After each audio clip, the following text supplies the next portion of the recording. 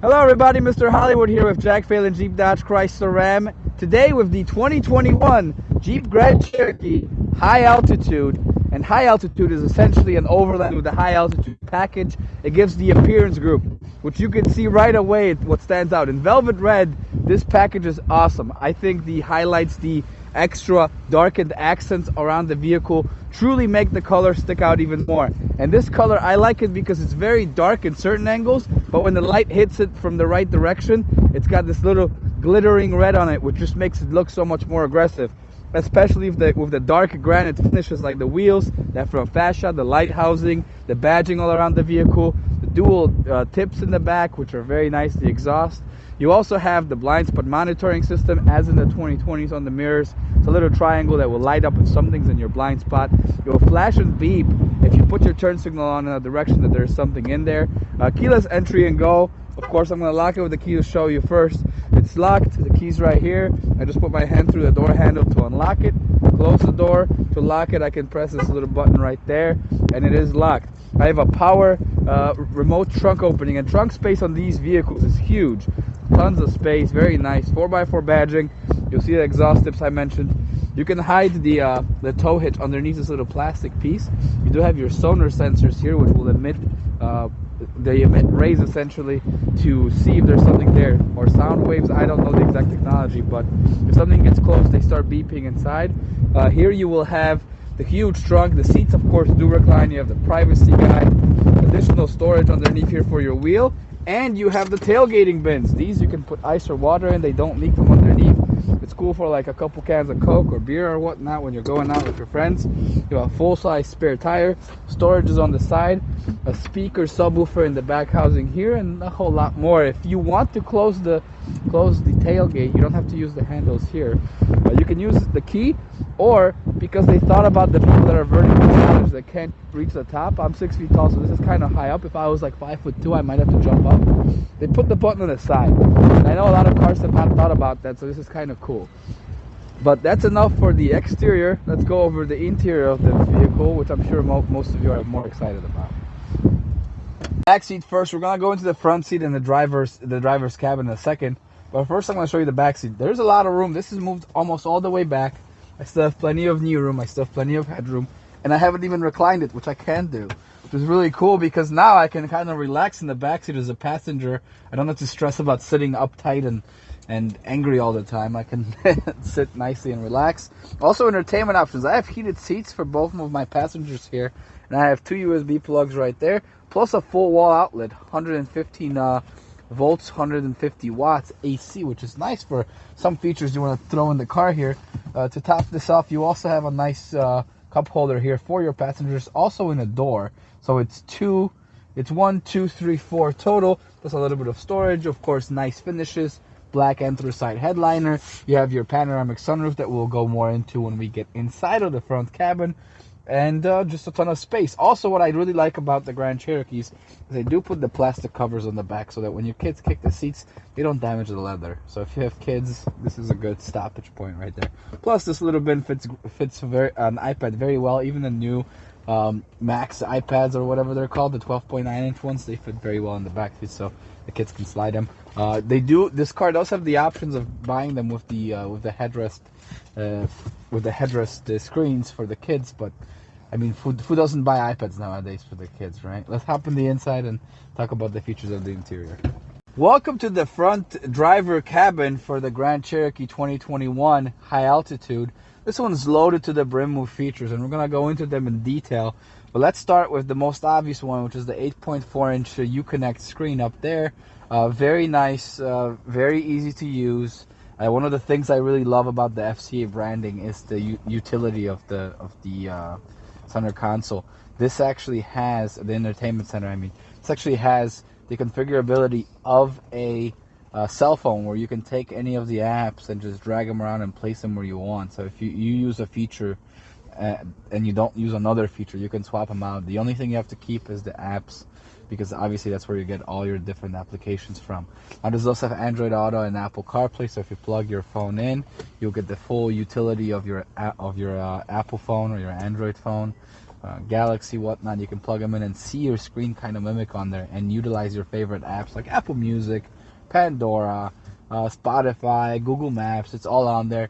But to top it off, if you don't have your phone or you want to charge up your phone or you don't want to connect your phone, you do have onboard navigation here with the button right there, the Any Nav. And I can actually, this is the film out from here. We have predictive film.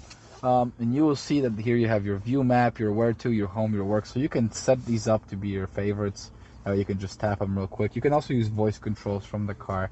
You can also pick where to and pick whether it's an address, a recent, a favorite, a point on the map, a POI, anything really, phone number even. I guess you can look up if they'll use the area code from the phone number to help you find it.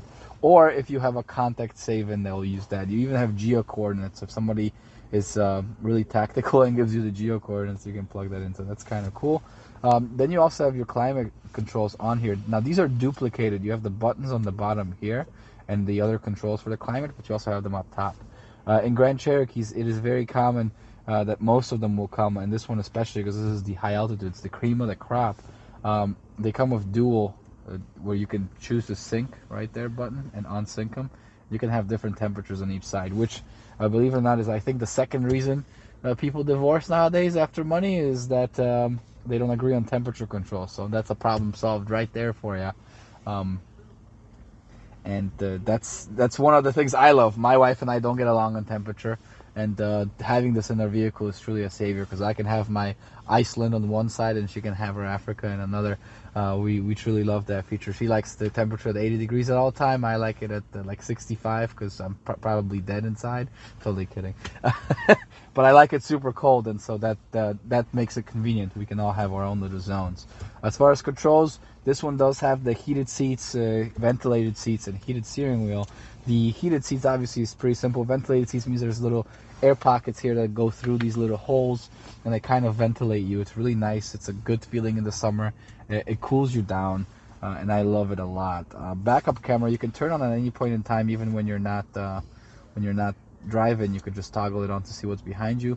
It'll also toggle on automatically when you switch into reserve. It's nice, and when you switch into reverse reserve. You have your radio options here, AM, FM, Sirius. You can also choose obviously your different medias like Bluetooth, auxiliary cable, USB 1 and 2. What's also cool is you can view both of these at once and hit the map button right here. Have the map in the center while seeing your channels and your presets, so you can kind of have both at once. There's a ton of settings we can play with. We're not going to delve into those because there's just too many. You also have your 7-inch screen right there, which you can customize to your preference. You can change this to be either digital or analog view for your speedometer right here by pressing to the right or left. You can also instantly translate from kilometers per hour to miles per hour. So if you're going to different countries, it makes it easier. You just simply hit OK on the button and you're there. Tons of options too. You have messages. The car will let you know if you need oil changes or if there's a service that's scheduled. You can see your entertainment options. You can see your stop start, which by the way you can toggle off of a button on there. I'll show that in a second when we go into the buttons. You can see your trip. You can see your fuel economy, your adaptive cruise control, which we'll also show in a second. And you have your vehicle information like tire pressure, transmission temperature, oil pressure, oil level, and life. You also have battery voltage, and again, we're back to tire pressure. So that's pretty much it for that screen, but it's cool to kind of have all those controls in front of you. On the steering wheel, you also have controls on the back for volume and toggling different sounds and ways the music comes from. I also like this finish now. They've kind of amped up the realism of the wood on these high altitudes, on these overlands, where this wood feels like wood to the touch, and that's an added bonus to those of you that like the natural feel and look.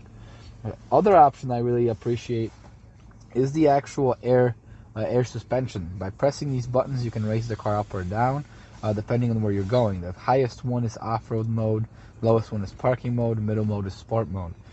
You can choose these at any point in time. Press down to park, it will lower, so it's easier to get in for whether you have your elderly parents with you or your family with you, grandparents, whatnot. Simply press it to lower down, so it's easier to step in. High is obviously to have better ground clearance. The vehicle will automatically change these as you're going along, as it senses what's on the road. If you speed up past 30 miles per hour, if you're in the higher level, it will automatically lower itself down to the aerodynamic mode. You also have options to choose what kind of terrain you're encountering between sand, snow, auto, rock, and mud. And you have four-wheel drive lock and hill descent controls to make it easier. The toggle shifter is nice and easy to use, and it's comfortable to rest your hand on as well, as most of us do. You have two cup holders that are also illuminated, two USBs on aux plug, and a power plug-in that's automotive. On top of that, inside here you have another 12-volt DC plug-in, which is the auto plug. The finishes and leather, you have the premium leather here, the premium leather dashboard up there too, and you have controls here for safety and security options, which I really appreciate.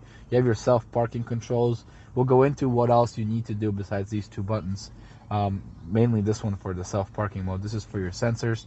If you don't like the beeping as a sonar, as I mentioned in the back, you can toggle it off. When you have this light, they will not beep. So the sensors will not beep, they will not react. They're essentially off. This is your lane sense. This will keep you within the lane on the highway, gently tugging on your steering wheel if you're going out of the lane. Keep in mind, if you don't put your turn signal on and you're switching lanes, it will gently try to tug on you to pull you back into your lane because it's thinking you're veering.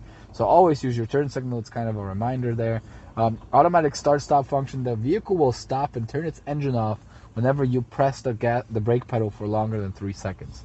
This will save you fuel, but some people dislike the feeling of the car shutting off and on as they're going on the road. So you can toggle it off by simply pressing the button. You also have your Eco Sport and traction control modes here. So Eco off, if you turn this off, you're automatically not saving fuel. If you turn Sport on, it will automatically turn the Eco off because you can't have Eco and Sport. It just doesn't work. Right? It would be great if we could have all of those at once, have our cake and eat it too. But you only have to do one button. You don't have to press 1, 2 to do Sport mode. Eco off, by the way, is not Sport mode. Eco off is just regular mode. Traction control, obviously you want to keep that on unless you want your wheels to keep spinning.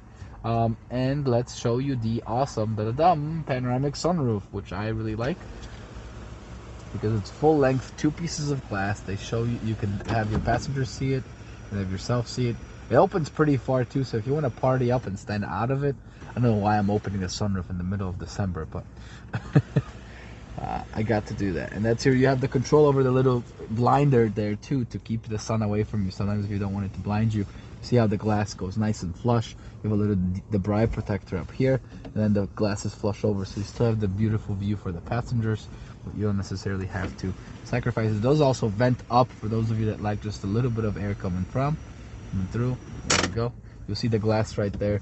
The huge piece of glass that we have is nice for the passengers, especially somebody likes nature a lot and wants to be near it. You can open the trunk from here as well. You have your mirror that you can turn on and off for as far as the dimming goes. You have assist and SOS buttons to call, storage for sunglasses.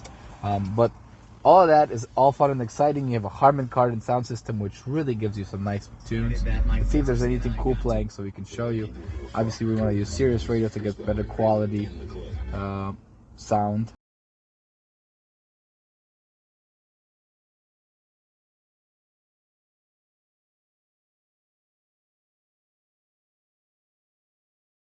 And you get a much crisper sound, right? You get a much nicer, clearer sound.